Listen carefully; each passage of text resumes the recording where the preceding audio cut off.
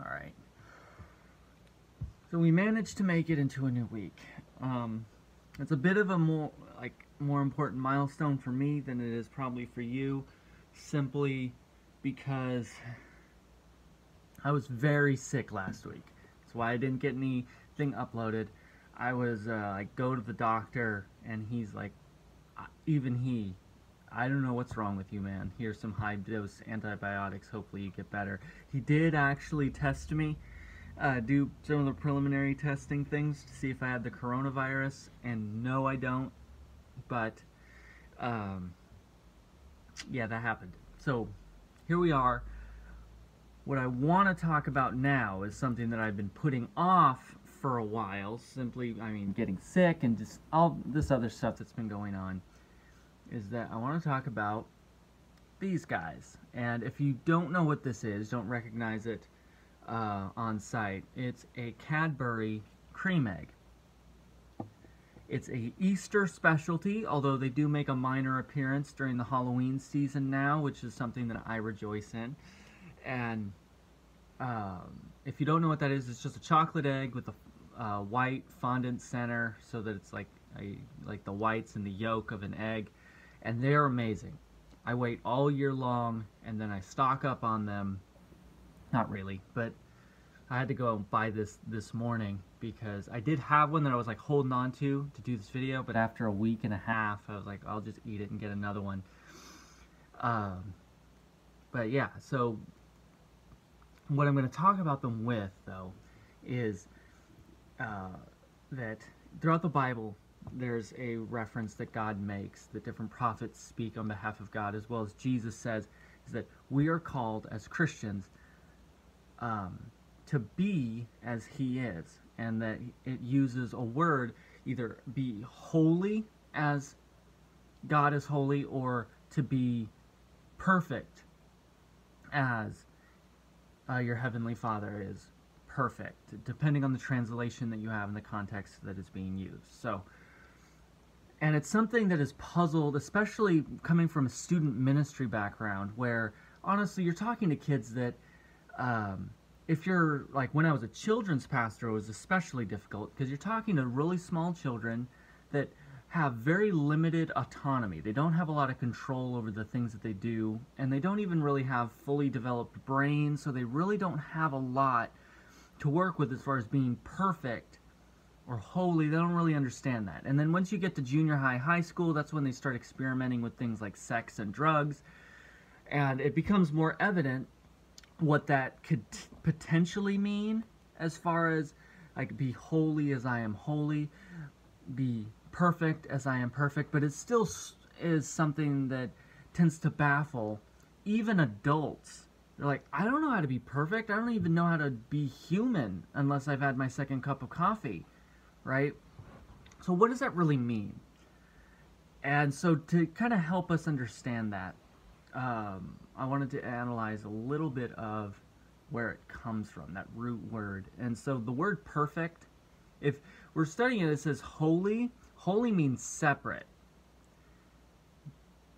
God calls Israel to be separate out from the nations, calls the people of God to be separate from, and that means to be distinct in the way that you act and behave. If everything that you do is identical or so very similar to what the world outside you is doing, then the world's not going to see enough contrast for it to even notice that you're a Christian or that you're a believer in God,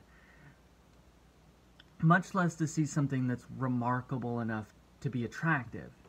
And so if the divorce rate, the infidelity rate, the drug use, just all those things are identical, why even put a cross on? Why even call yourself a Christian?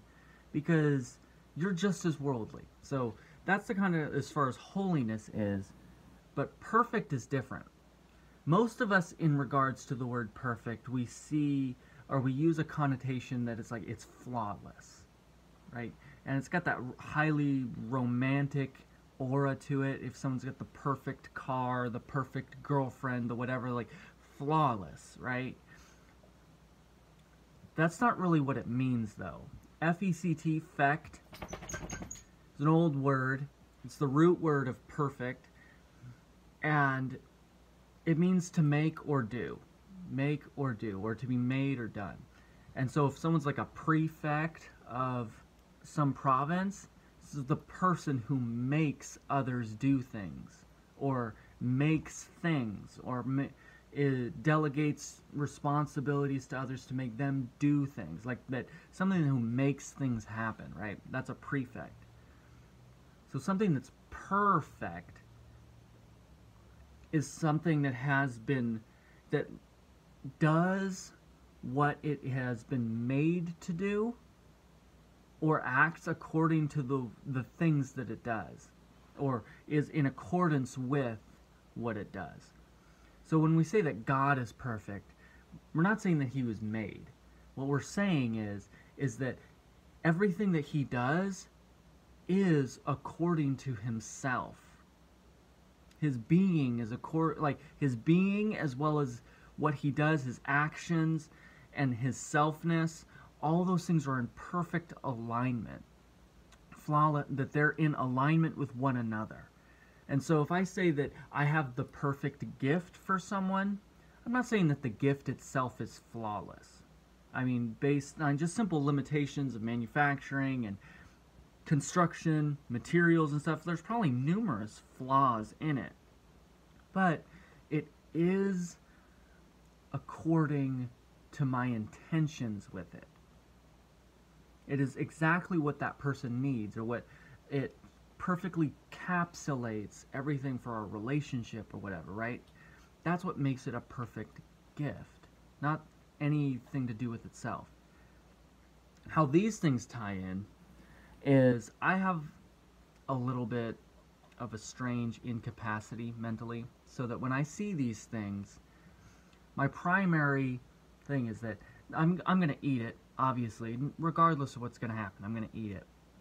But as I'm unwrapping, because it's covered in foil that's shaped, what I'll do is I'll pull it back and I'll purposefully, carefully unwrap it so as to limit the amount that I end up ripping that foil. And sometimes it's impossible, because you can see, like, that's the chocolate right there. So sometimes it's not even possible. But occasionally, I get pretty far with it. And, like, as you can see, like, there's a little bit of a hole right there. I don't know how well you can see that, but there's a hole, and it's right there. The reason for that is that a piece of the foil just ripped right off onto the chocolate. It was stuck in the fondant. But for the most part, I mean, it's pretty clean, straight, smooth edges and stuff. Did my best. So, I've done that since I was a really little kid, and these are the only things I do that with. I don't do that with Hershey's Kisses. I don't do that with Reese's Peanut Butter Cups or Starburst. I don't do that with anything else. I just do that with this. Why? I don't know. Like I said, some weird mental incapacity. But my point is that because I want to be able to unwrap it perfectly. For some reason, that's just the way I've always been. Well, I want to be able to do it flawlessly.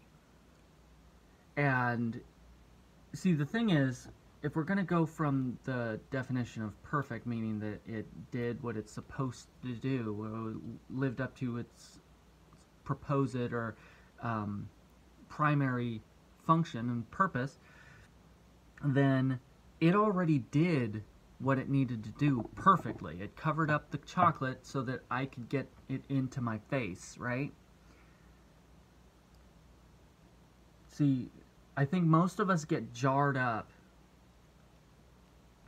in this concept of that we're supposed to be holy, be perfect as God is perfect, because we're focused so much on this, especially when it comes to things like gifts and obedience and doing, like, what does God want me to do with my life? What am I supposed to do with my existence? And like, what are my giftings and this and all these kind of things?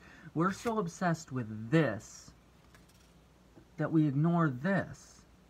We ignore the part of, like, this is the part you throw away. The thing that I spend so much effort and energy to make perfect, according to my own definition, ends up being a complete and total waste.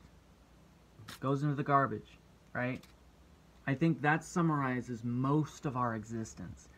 See, no matter how much time you spend trying to get the perfect skin complexion, get your contours right, and just perfect hair and perfect outfits, perfect car, perfect lifestyle, living in the right neighborhood, and just like all that stuff is going to be consumed with fire eventually. Whether that's sooner or later, like everything that you're spending your money on today and tomorrow, it's going to end up in a landfill or a yard sale someday. Someone else is going to pick it up from an antique shop, sell it on Facebook Marketplace, and all for what? You spent so much time, so much effort, so much, like, you spent so much time and anxiety laying up worried about at night because you were in debt from the spending and whatever. And what of it? What comes from it? So I think that we all deserve, or at least I hope from this what you'll take away is that perfect doesn't mean what you think it means. Perfect doesn't mean that you have a comfortable retirement in Florida, New Mexico, Arizona, Hawaii at 65. Perfect means to serve God wholeheartedly. Like Jesus, even they were like, what's the most important commandment for us all to follow? Number 1, love the Lord your God with all your heart, soul, mind, strength. And the second is just like it, love your neighbor as yourself. In that is everything in the law. You get that down. Love the Lord your God with all your heart, soul, mind, strength. Everything else will take care of itself. So, stop this. Spend more time on that.